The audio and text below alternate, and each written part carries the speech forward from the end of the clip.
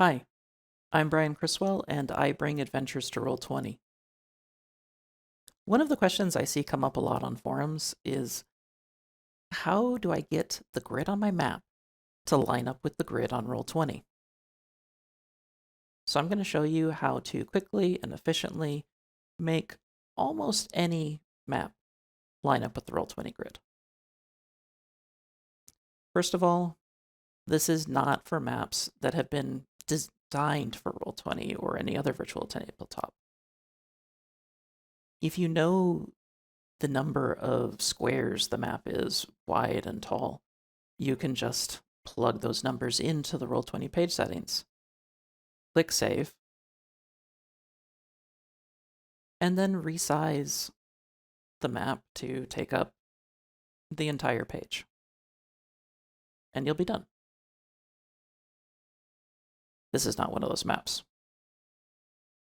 As you can tell, it's distorted, and there's other reasons why it doesn't work. So we're going to back up our changes here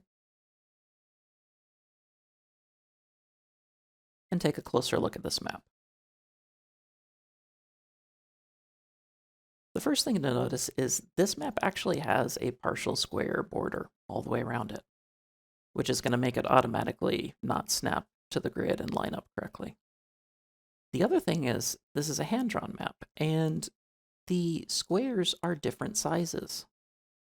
In some cases, the lines don't even line up with each other. So, the first thing to do is to make sure you're on the map layer.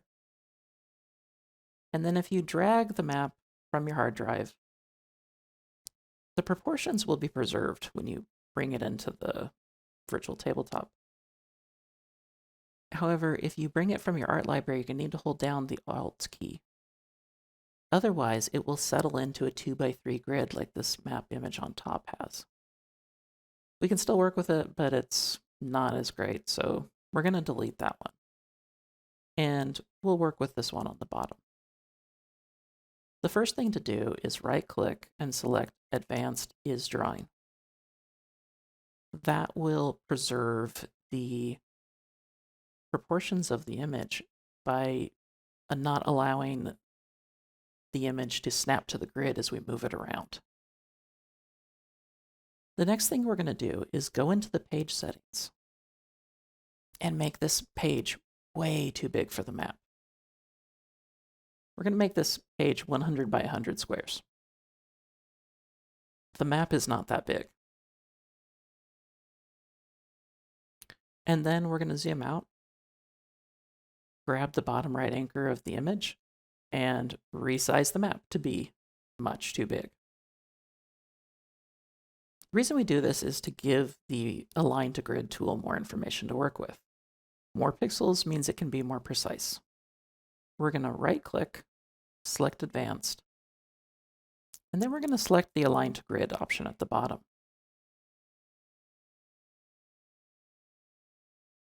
This works by having you drag a 3x3 square, and Roll20 uses that information to figure out how big the map should be.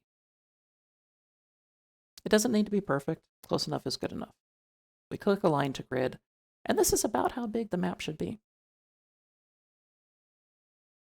Now, we're going to take this, move it back up into the upper left-hand corner, and start actually lining it up to the grid.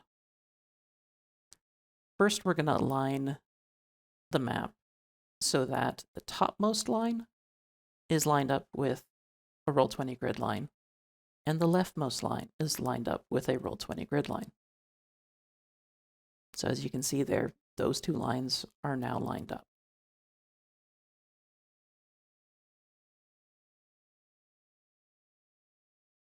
The next thing we're going to do is go to the center right anchor, zoom in, and adjust that anchor so that the rightmost line is lined up with the nearest Roll20 grid line. And then we're going to go to the center bottom anchor and adjust the bottommost line. These adjustments may have caused some drift on the topmost and the leftmost lines. So we'll head back up there and just touch them up a little bit. It doesn't look like the leftmost one even really needed it. At this point, the map grid lines up pretty well with the Roll20 grid. The visual parts where it misses are just because of the map.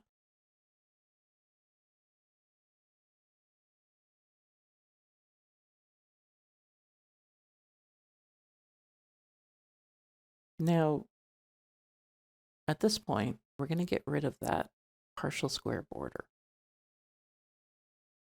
And we do that by hiding it off the edge of the page. We're going to use the arrow keys to move the map one square at a time so that everything stays lined up. And now the border's not visible anymore. Next, we're going to use the measurement tool to find out how big our map actually is.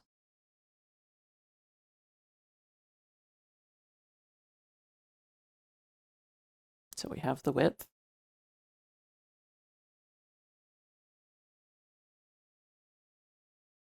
And now we have the height. And we plug those into the page settings.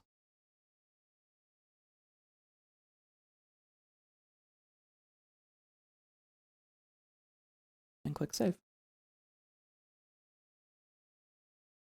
Now we use the arrow keys to move the map around, just to make sure we didn't miss. Oh, we took one too many squares off the bottom.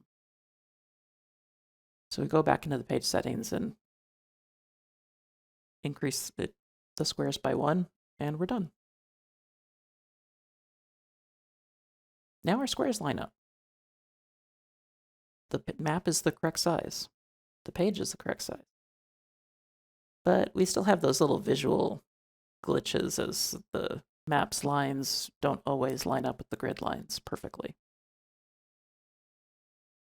So the way we take care of that is by turning the Roll20 grid transparent.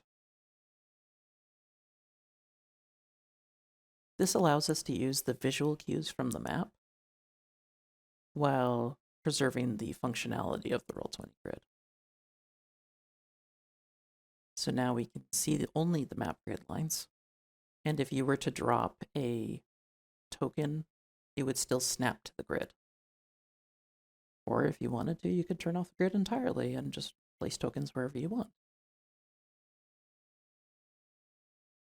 I hope this was helpful and informative for you. And if you liked the video, please click the like button.